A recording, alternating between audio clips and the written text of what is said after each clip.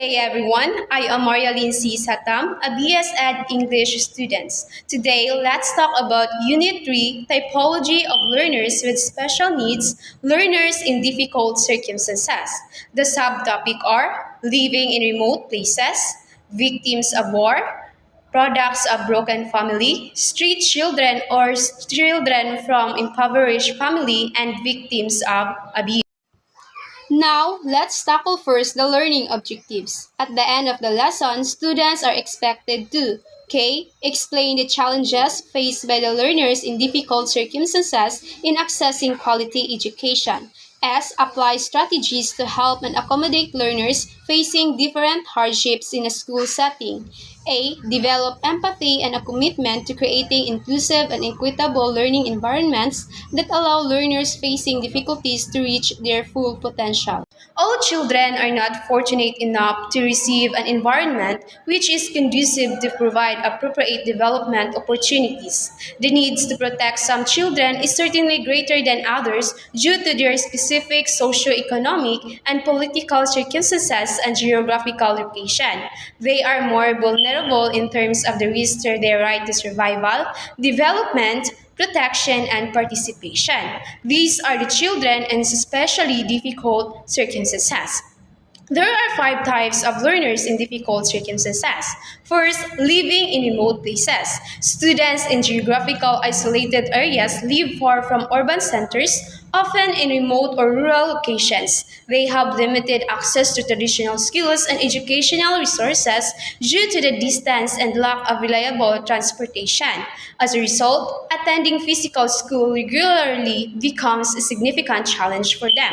So, challenges of children living in remote places. Children walk long and dangerous journeys to school. The idea of a young children to walk so far alone is horrifying, so it is very dangerous. Second is teachers need training in children's health and hygiene. A school needs more than just a classroom. It's also important to have blood cleans and waters to prevent students from getting sick. Third is rural school needs better infrastructure. Schools in rural areas are often operating out of a single classroom or in unsafe building. Strategies for children in remote places. Supporting remote learning requires careful planning, including selecting appropriate technologies, creating engaging content, and training teachers in virtual methods while maintaining a clear communication and monitoring progress. Mobile learning solutions such as apps and learning management systems offer flexibility for students to access education on their devices. Community learning centers provide local accessible spaces for education, focusing on literary, vocational, and life skills often managed by community members to meet local needs. Second is victims of war. Victims of wars are individuals who endure harm, suffering, or loss of their loved ones. Examples are civilians or soldiers that are killed or injured. So the impact of war to children are death, injury, disability, and illness.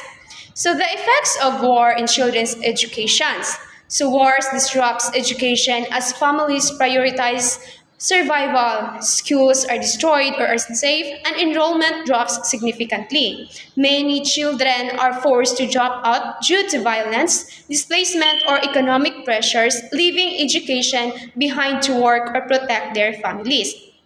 So here are the strategies for supporting students learning who are victims of war. So first is trauma-informed teaching practices. It involves creating safe and supportive classroom environment. Second, flexible school schedules.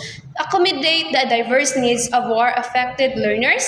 Third is psychosocial support programs. Integrate mental health services and social emotional learning into the educational setting. So third is broken family. These are children from broken families are those raised in households disrupted by events like divorce, separation, or the death of a parents. So strategies for supporting students learning who are products of broken families. So to support students from broken families, maintaining open communication and empathetic listening helps build trust and understanding. Providing emotional support and being aware of their unique challenges can foster safe and encouraging learning environment. Fourth is the street children or children from impoverished family. So some children rely on the streets to live or work due to poverty or family circumstances. They may be independent or accompanied by other children or family members for support. So their activities often include begging, selling small items, or doing odd jobs to survive. So there are three types of street children. Characteristics of street children are poverty, of course, lack of support, and exploitation. So effective strategies that can be used for learning in street children's includes establishing trust and rapport to foster positive relationships and support learning atmosphere.